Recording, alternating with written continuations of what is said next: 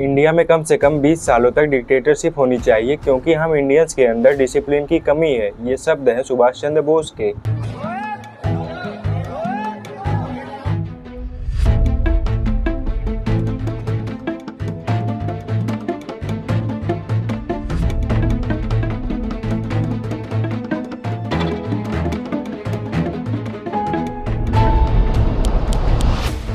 यहाँ तक डॉक्टर भीमराव अंबेडकर जिन्होंने खुद संविधान को बनाया, उन्होंने 1953 में एक इंटरव्यू के दौरान बताया कि इंडिया में डेमोक्रेसी चल ही नहीं सकती।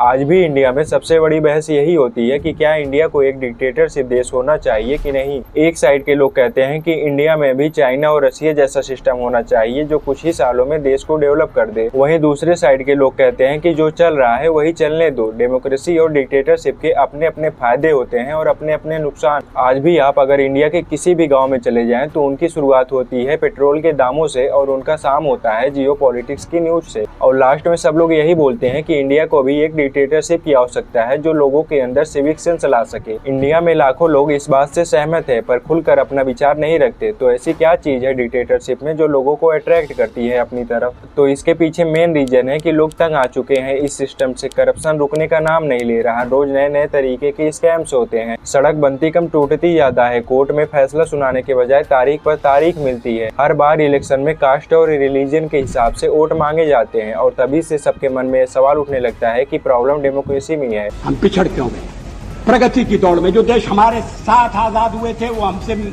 आगे बढ़ गए। अगर आप देखो तो जब भी इंडिया में डिक्टेटरशिप की बात होती है तो एग्जाम्पल रशिया, चाइना और नॉर्थ कोरिया का दिया जाता है। कुछ लोग चाइना का एग्जाम्पल देते हैं कि वहाँ की हाईटेक टेक्नोलॉजी कितनी अच्छी है। रशिया का एग्जाम्पल देते हैं कि उनके ग्रेट लीडर कैसे हैं। और कुछ लोग तो नॉर्थ कोरिया का भी एग्जाम्पल देते हैं ये कहकर कि वहाँ के लोग कितने डिसिप्लिन में रहते हैं। ध्यान से देखा जाए तो इसमें कुछ गलत भी नहीं है पर आप इस चीज को ध्यान रखें कि हर सिक्के के दो पहलू होते हैं। हमें सोशल मीडिया पर चाइना की मोस्टली स्मार्ट सिटीज दिखाई जाती हैं, उनकी हाई टेक्नोलॉजी को दिखाया जाता है पर ये सिक्के के पहला पहलू है। दूसरे साइड में चाइना का वो रहस्य छुपा है जो हम सबको कभी नहीं दिखाया जाता। चाइना में अगर कोई शी जिनपिंग के खिलाफ बोलता है तो उसका सोशल क्रेडिट स्कोर कम हो जाता है जिससे उसे ना तो लोन मिलता है और ना कोई सरकारी सुविधाएं दी जाती हैं। और अगर बात करें रशिया की तो वहाँ पे ना कोई अपोजिशन पार्टी है और ना ही वहाँ पे 2036 तक कोई इलेक्शन होने वाले हैं। We obviously see the outcome of this election. Where does all of this leave Russia's opposition? Because it seems like it's Vladimir Putin right now for the next 6 years. We don't know who's being groomed to be next in line, if you will.